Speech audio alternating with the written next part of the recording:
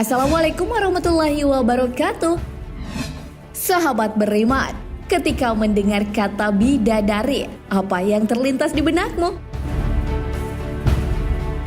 Jelita, suci, sopan?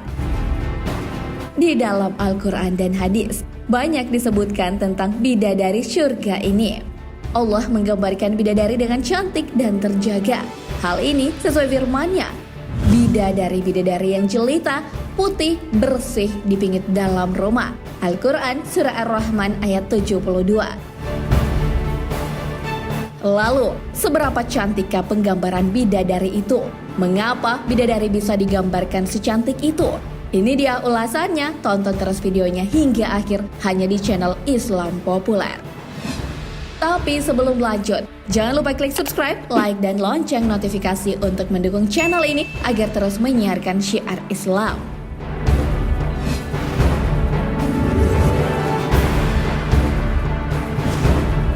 Siapa yang tak menginginkan surga sebagai tempat akhir kita nanti? Tentulah tidak akan ada manusia yang menolak menjadi penghuni surga, apalagi bagi orang-orang yang soleh. Akan disediakan bagi mereka bidadari surga sebagai pendamping. Bidadari di surga digambarkan sebagai yang tak pernah terpikirkan sebelumnya. Dari Abu Hurairah radhiyallahu anhu mengatakan bahwa Rasulullah Shallallahu alaihi wasallam bersabda, Allah Azza wa Jalla berfirman, Aku siapkan bagi hamba-hambaku yang soleh sesuatu yang tak pernah dilihat oleh mata, tak pernah didengar oleh telinga, dan tak pernah terlintas oleh pikiran. Hadis riwayat Bukhari dan Muslim. Tak ada yang bisa menyangkal pesona yang dimiliki oleh bidadari. Bidadari syurga digambarkan memiliki keharuman yang semerbak.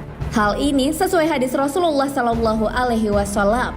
Sekiranya salah satu bidadari syurga datang ke dunia, pasti ia akan menyinari langit dan bumi dan memenuhi antara langit dan bumi dengan aroma yang harum semerbak.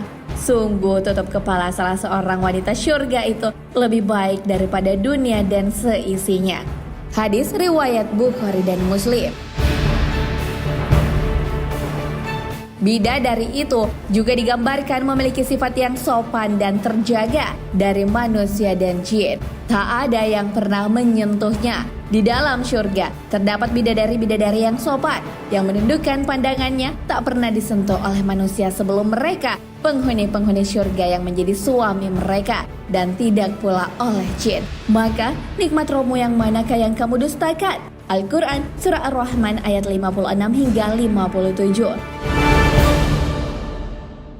Bidadari-bidadari ini hanya diperuntukkan bagi suaminya, jelita dan putih bersih. Allah Ta'ala berfirman, seakan-akan bidadari itu permata yakut dan marjan. Al-Quran Surah Ar-Rahman ayat 58.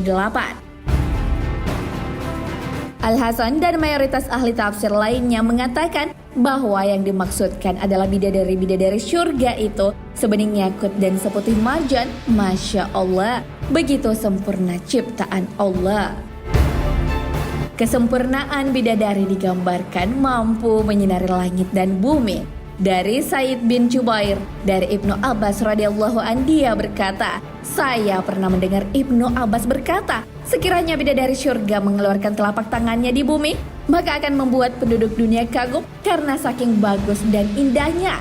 Jika ia mengeluarkan tutup kepalanya, maka matahari pada saat bersinar terang akan berubah menjadi lampu yang kecil yang tidak lagi terlihat cahayanya.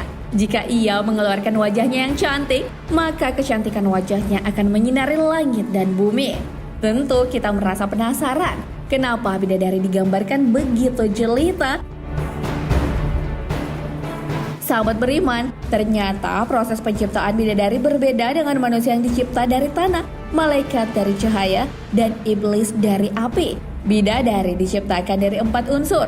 Hal ini sesuai sabda Rasulullah Shallallahu alaihi wasallam.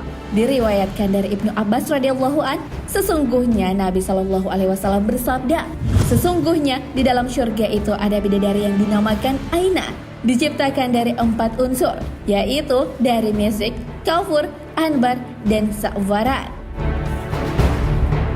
Ibnu Qayyim al-Jauziyah dalam karyanya menjelaskan tentang asal-muasal bidadari diciptakan.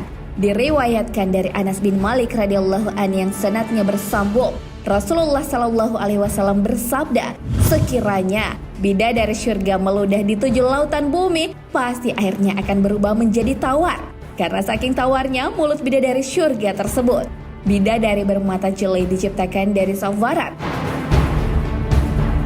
Sahabat beriman, safaran adalah sejenis bunga yang berwarna ungu dan cantik.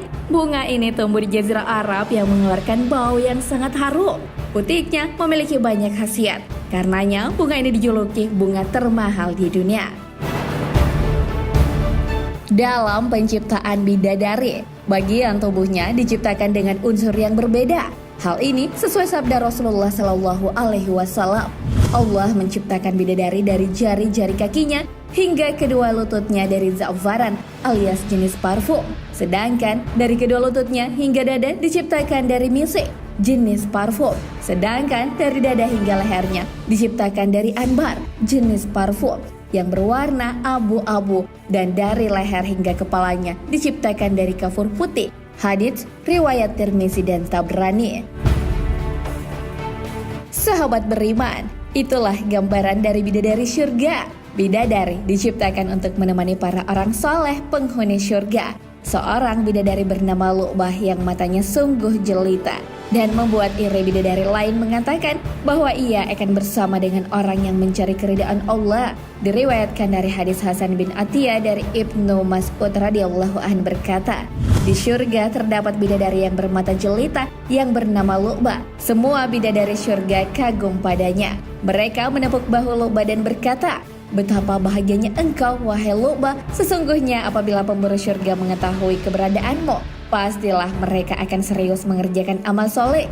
Di antara kedua matanya tertulis, barang siapa ingin mendapatkan istri di surga seperti aku, maka hendaklah ia berbuat untuk mencari keridaan Rabbku. Sekarang Anda sudah tahu kan bagaimana mendapatkan seorang bidadari?